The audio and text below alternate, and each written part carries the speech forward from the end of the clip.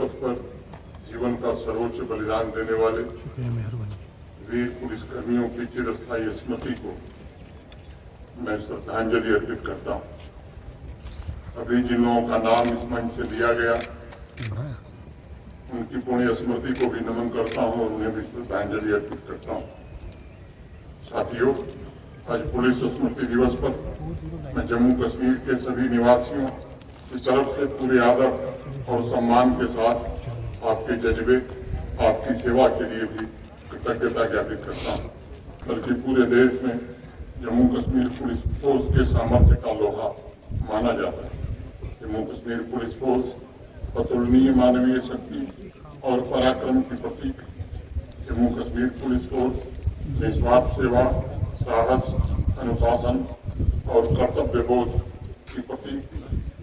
चाहे इस वर्ष अगस्त में आए हुए आपदा के दौरान राहत एवं बचाव कार्यों में महत्वपूर्ण भूमिका निभाने की बात या रूल ऑफ लॉ सुनिश्चित करना हो या आतंकवाद के खिलाफ लड़ाई, हमारे पुलिस के बहादुर जवानों और अधिकारियों ने निस्वार्थ भाव से अपना सर्वस्व दांव पर लगाकर समूचे राष्ट्र के पुलिस फोर्स के लिए एक प्रेरणादायी परंपरा की नींव रखी।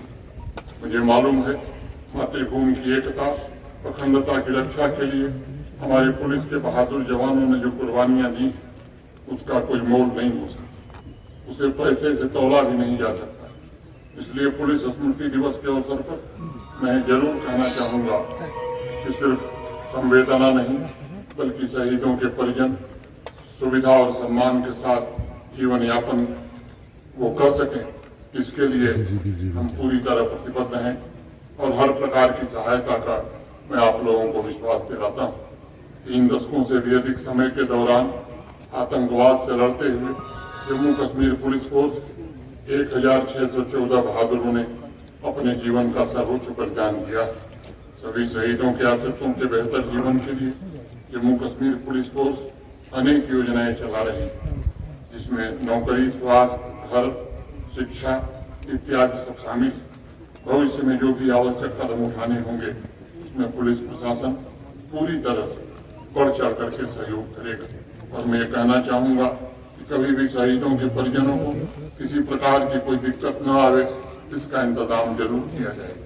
साथियों, आज मैं एक अत्यंत महत्वपूर्ण विषय पर भी बात करना चाहता हूँ।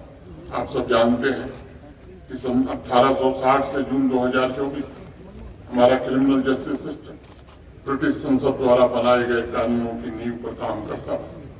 1 जुलाई 2024 से 3 औपनिवेशिक युग के कानून आईपीसी, सीआरपीसी और आईपीए को नए आपराधिक कानूनों के द्वारा बदल दिया गया, जो भारतीय नैतिक मूल्यों पर आधारित है और दंड की बजाय न्याय पर केंद्रित है। भारतीय न्याय संहिता, भारतीय नागरिक सुरक्षा संहिता और भारतीय साक्ष्य अधिनियम भारतीय कानूनी इतिहास में बदलाव के प्रतीक है और होल ऑफ गवर्नमेंट अप्रोच के साथ इसमें निहित सिद्धांतों को हमें मजबूत करना होगा। मैं मानता हूं इन तीनों नए आपराधिक कानूनों ने नागरिक प्रथम, न्याय प्रथम और गरिमा प्रथम के मूल्यों को जमीन पर उतारने का काम किया है। इन मूल्यों की रक्षा, इनका प्रसार, इनका संवर्धन हम सबकी सर्वोच्च जिम्मेदारी।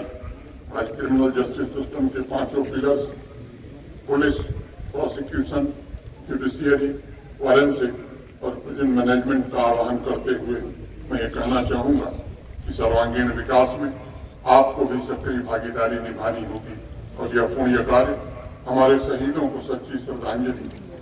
इस बात का हमें हमेशा ध्यान रखना होगा कि आवाम में विकास की आखिरी कतार में खड़ा व्यक्ति मुख्य धारा से जुड़ने का आकांक्षी और उस तक सुगम तरीके से न्याय भी पहुंचे, ये 5 पिलर्स का नैतिक दायित्व है।